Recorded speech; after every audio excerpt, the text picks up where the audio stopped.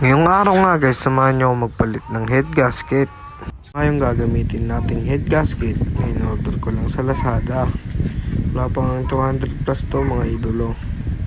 Dito nga prepare ko lang yung mga tools na aking gagamitin. Tsaka yung head gasket. Makikita nyo nga dito guys na may tagas ng ating Rider 150. Ayan guys oh. Mga langis-langis. Ayan guys. Ang una nga nating tatanggalin ay ang bolts ng kanyang oil cooler. Gamit lang tayo ng Allen size 5. Tanggalin nga lang natin yan. Gawin na nga yung kabila, sunod na tanggalin yung kabila.